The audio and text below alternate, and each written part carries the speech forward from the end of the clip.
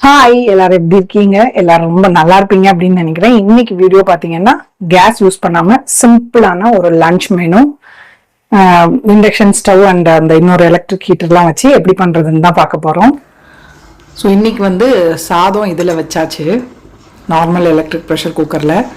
ஒரு தாளிப்பு வந்து ரெடி பண்ணி வச்சுக்க போகிறேன். அப்பப்போ ஒவ்வொரு தடவையும் தாளிக்காமல் ஒரு வாரத்துக்கு வரா மாதிரி பாட்டிலில் தாளித்து வச்சுட்டா என்ன அதுனாலும் சரி, பொரியல் குழம்பு அப்படின்னா எடுத்து அதில் சேர்த்துடலாம் லாஸ்ட்டாக. ஸோ ஒரு 3/4 கப் அளவுக்கு எண்ணெய் சேர்த்துக்கிறேன். ஸ்டவ் வந்து ஆனில் வச்சுருக்கேன். இது நல்லா சூடானதுக்கப்புறமா பாக்கி ஐட்டம்ஸ்லாம் சேர்த்துக்கலாம். ஸோ சும்மா மூடி மேலாப்பில் வச்சுருக்கேன். இது கொஞ்சம் நல்லா சூடாகட்டும். அதுக்குள்ளே பீன்ஸ் பொரியலுக்கு காயை வந்து நல்லா அலசி எடுத்து வச்சுக்கிறேன். வாங்கி ஒரு 5-6 நாள் ஆச்சு, கலரே சேஞ்ச் ஆகிடுச்சு பீன்ஸில். இது பாருங்கள், எண்ணெய் நல்லா சூடாயிடுச்சு. இதில் இப்போ ஐட்டம்ஸ் எல்லாம் சேர்த்துக்கலாம். கடலைப்பருப்பு ஒரு 1/4 கப் அளவுக்கு சேர்த்துருக்கேன். உளுத்தம்பருப்பும் ஒரு 1/4 கப் அளவுக்கு சேர்த்துருக்கேன். 1/4 கப்பு கொஞ்சம் கூட இருக்கும், ஃபுல்லாக 1/2 கப்பு எடுக்கலை. ஸோ இது கொஞ்சம் பருப்பு வந்து வாசனை வர்ற அளவுக்கு அது வேகட்டும். கலர் சேஞ்ச் ஆக வேண்டாம், நல்லா வாசனை வரும் வறுபட்டதும். பாருங்கள், கலர் சேஞ்ச் ஆகலை. ஸோ இந்த ஸ்டேஜில் கடுகு சேர்த்துக்கிறேன். நல்லா ஒரு தடவை மிக்ஸ் பண்ணி கொடுத்துடலாம். கடுகு வந்து நல்லா டப்பு டப்புன்னு கொஞ்சம் பொரிய ஆரம்பிக்கும். அந்த ஸ்டேஜில் தான் ஸ்டவ் ஆஃப் பண்ணணும். ஸோ சும்மா மூடி வச்சுருக்கேன். ஸோ பாருங்கள், கடுகு ஓரளவுக்கு பொரிய ஆரம்பிச்சிருச்சு. இப்போது ஸ்டவ் ஆஃப் பண்ணிட்டேன். பாருங்கள், பருப்பும் நல்லா கலர் இதாகி, கருகெல்லாம் இல்லை, இந்த கலர் இருந்தால் போதும். கடுகும் நல்லா வெடிச்சிருச்சு. இப்போ ஸ்டவ் ஆஃப் பண்ணதுக்கப்புறமா இதில் ஒரு 6-7 மிளகாய் வத்தல், பெருங்காயம் கொஞ்சம், கருவேப்பிலை. இந்த சூடு எண்ணெயிலே இதெல்லாம் நல்லா ஃப்ரை ஆகிடும். நம்ம கருவேப்பிலை எல்லாம் சேர்க்குறனால எண்ணெயோட சூடுமே கூட கொஞ்சம் குறைஞ்சிரும். பருப்பு வந்து இன்னும் நல்லா வெந்து கருகாமல் இருக்கிறதுக்கு லாஸ்ட்டாக சேர்த்தா போதும். ஸோ பாருங்கள், நல்லா நமக்கு தாளிப்பு ரெடி. நல்லா ஒரு வாரத்துலேருந்து 10 நாள் அளவுக்கு இருக்கும் நமக்கு. சட்னியோ கூட்டோ சாம்பாரோ எதுலனாலும் இதை சேர்த்துக்கலாம். ஸோ ஒரு கிண்ணத்தில் வச்சிட போகிறேன். இது நல்லா ஆறுனதுக்கப்புறமா கண்ணாடி பாட்டிலில் போட்டு வச்சுருவேன். குக்கர்லேயே இருந்ததுன்னா இன்னும் அந்த சூடில் பருப்பு கருகிடும். அதனால் டக்குன்னு வந்து ஒரு கிண்ணத்துக்கு மாற்றிட்டேன். இப்போ அதே குக்கரில் தான் இன்றைக்கி பொரியல் பண்ண போகிறேன். ஸோ பாருங்கள், தாளிப்பு நல்லா வாசனையாக சூப்பராக ரெடி ஆகிருக்கு. ஸோ இந்த மாதிரி டைமில் இது மாதிரிலாம் கொஞ்சம் பண்ணி வச்சிட்டோம் அப்படின்னா சமையலை வந்து கடகடன்னு ஈஸியாக முடிச்சிடலாம்.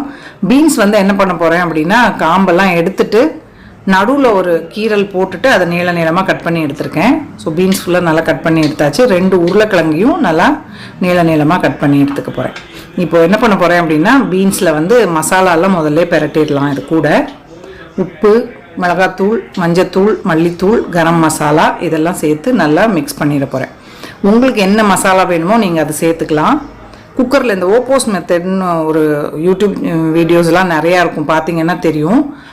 ஓப்போஸ் அப்படின்னு, OPOS. அது வந்து கொஞ்சம் ஈஸியாக இருக்கும் சமையல்லாம் பண்ணுறதுக்கு. நான் அடிக்கடி பண்ண மாட்டேன், பட் பொரியல்லாம் அந்த மாதிரி பண்ணோம் அப்படின்னா ஈஸியாக முடிஞ்சிடும். நமக்கு ரொம்ப நேரம் வந்து ஸ்டவ் ஆன்லேயும் இருக்க வேண்டாம், டக்குன்னு முடிக்கிற மாதிரியான ஒரு இதுதான், எனர்ஜி சேவிங் மாதிரி.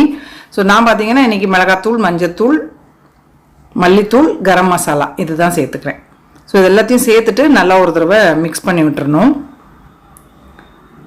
ஸோ பாருங்கள், இப்போது குக்கரில் 1 ஸ்பூன் அளவுக்கு எண்ணெய் சேர்த்துருக்கேன். ஒரு 2 ஸ்பூன் அளவுக்கு தண்ணி முதல்ல இதை சேர்த்துடணும். எண்ணெயும் தண்ணியும் சேர்த்துட்டு நம்ம கட் பண்ணி வச்சுருக்க காயை அது கூட சேர்த்துடலாம். இதை வந்து கேஸில் வச்சிங்க அப்படின்னா நல்லா ஃபுல் இதில் ஒரு விசில் வந்ததும் ஸ்டீமை எடுத்து விட்டுட்டோம் அப்படின்னா நமக்கு பொரியல் ரெடி.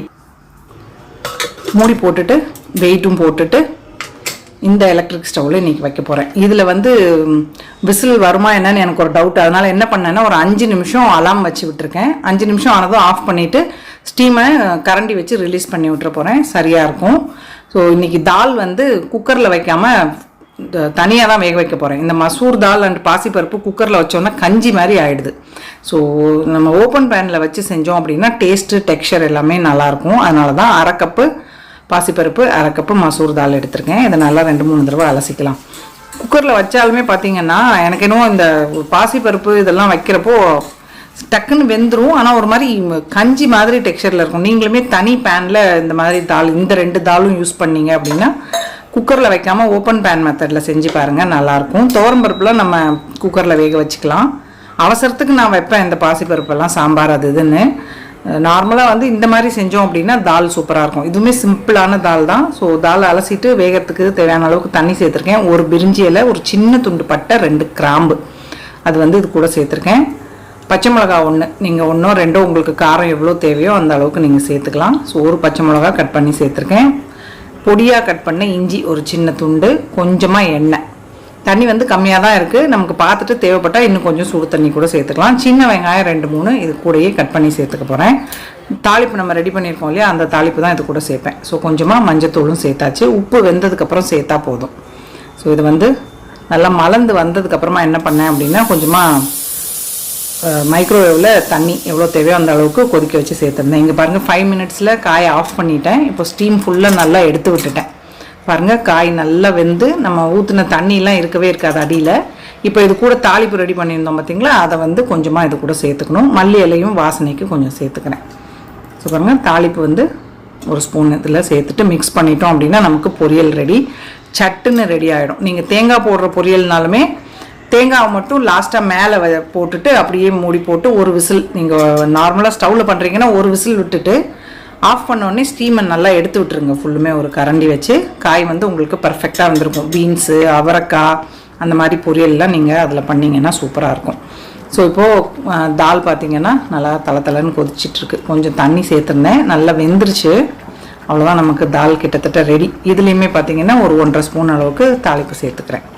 காரத்துக்கு நான் வேறு எதுவுமே சேர்க்கலாம். அந்த பச்சை மிளகா சேர்த்தது போக தாளிப்பில் இருக்க 2 3 மிளகா வத்தல் தான். தக்காளி 1 சேர்த்துருந்தேன். தக்காளியும் உப்பும் சேர்த்தது மிஸ் ஆகிடுச்சு. கொஞ்சம் வெந்து வந்ததுக்கப்புறம் ஒரு தக்காளி சேர்த்தேன். நீங்களும் கட்டாயம் தக்காளி சேர்த்துக்கோங்க. சேர்க்கலனாலும் ஓகே, நல்லா தான் இருக்கும். மல்லியில் சேர்த்துட்டு இறக்கியாச்சு. சிம்பிளான தால். இதை வந்து சப்பாத்தி கூட வச்சு சாப்பிட்றதுக்கும் அவ்வளோ சூப்பராக இருக்கும். ரைஸ் கூடயும் நல்லாயிருக்கும். ஸோ பார்த்திங்களா, நம்ம இன்றைக்கி ஸ்டவ்வை யூஸ் பண்ணாமல் எவ்வளோ சிம்பிளாக, அதுவும் 1/2 மணி நேரம் கூட ஆகலை, டக்குன்னு சமையல் முடிச்சாச்சு. ஹஸ்பண்ட் வந்து நல்லா குழஞ்ச பச்சரிசி சாதம் வேணும்னு கேட்டார். அதனால் பச்சரிசி கொஞ்சம் தண்ணி ஜாஸ்தியாக, 1 கிளாஸ் இதுக்கு 4 கிளாஸ் தண்ணி ஊற்றி வேக வச்சுருந்தேன். ஸோ சுட சுட சாதம், நம்ம பொரியல், கேரட், வெள்ளரிக்காய், வெங்காயம்லாம் சேர்த்து ஒரு சிம்பிள் சாலட், ஃப்ரிட்ஜில் இருந்த புளிக்குழம்பு, கொஞ்சம் தயிர் இருக்குது. அவ்வளோதான் இன்றைக்கி லஞ்சு. சூப்பராக இருந்தது. நீங்களும் கட்டாயமாக ட்ரை பண்ணி பாருங்கள். ஸோ இந்த மாதிரி சிம்பிள் ரெசிபீஸ்லாம் வேணுமா அப்படின்னு சொல்லிட்டு எனக்கு கமெண்ட்லேயும் சொல்லுங்கள். இன்னைக்கு சிம்பிளாக லஞ்ச் சமைச்சாச்சு. ஹோப் இந்த வீடியோ உங்கள் எல்லாருக்கும் பிடிச்சிருக்கும் அப்படின்னு நினைக்கிறேன். பிடிச்சிருந்தா லைக் பண்ணுங்கள், ஷேர் பண்ணுங்கள். மறக்காம நம்ம சேனலுக்கு சப்ஸ்கிரைப் பண்ணிக்கோங்க. இவ்வளோ நேரம் இந்த வீடியோ பார்த்தவங்க எல்லாருக்கும் என்னுடைய நன்றி, வணக்கம். Love you all.